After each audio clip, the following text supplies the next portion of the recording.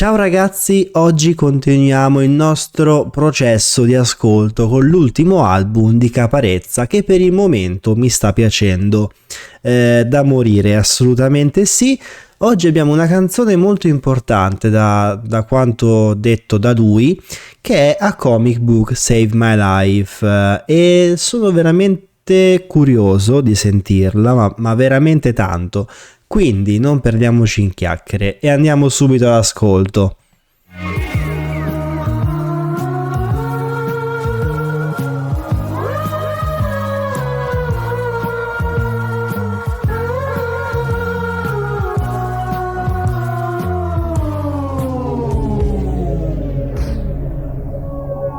Vado dritto per la mia strada tra bulli e cazzotti. Sono un moccioso tra le merde, infatti sembro Arale. Ho una fusione di Mafalda col puffo quattro occhi. Verso l'edicola, portale, spazio temporale. Amo il fumetto ma nessuno me lo ha mai spiegato. Passo il mio tempo isolato, tornando dall'isolato. Leggo Yak e Bonvi, poi provo a fare le mie strisce. Piego in quattro i fogli, sfogio un sorriso raro. Cosa sarò da grande? Fumettista da Puglia. E tu non mi cercare, sono Tristan da Cunea. Ho una missione assegnata fin dalla culla. Lascia che intinga la punta, lascia che sopravviva la giungla. Lascia che sia lo strano negli occhi di quasi tutti. Solo perché leggo un albo tra blocchi di frangiflutti. Traboccano tanti dubbi, ma so che ogni vignetta salva da guai. Last night, a comic book saved my life.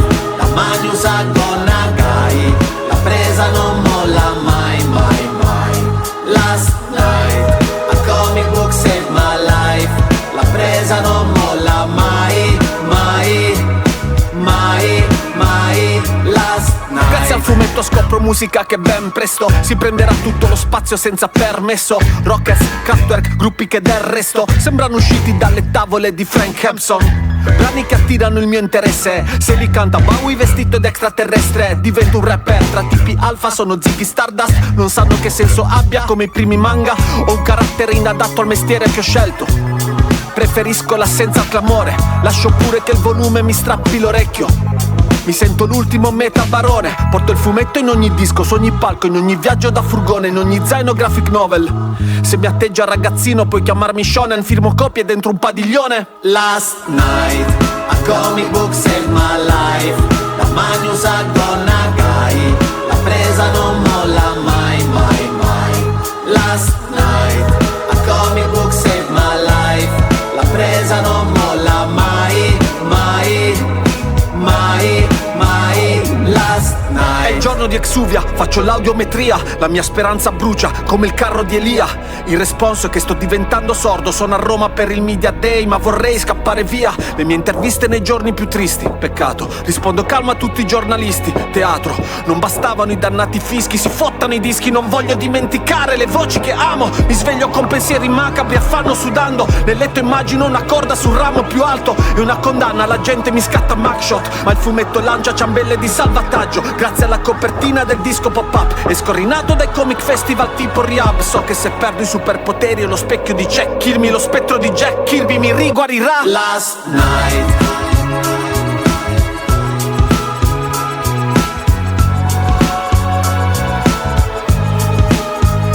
Last night, a comic book saved my life.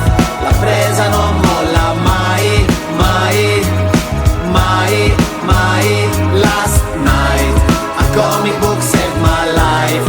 La Magnus a Gonagai. La presa non molla mai, mai, mai. Last night, a comic book saved my life. La presa non molla mai, mai, mai, mai. Last night.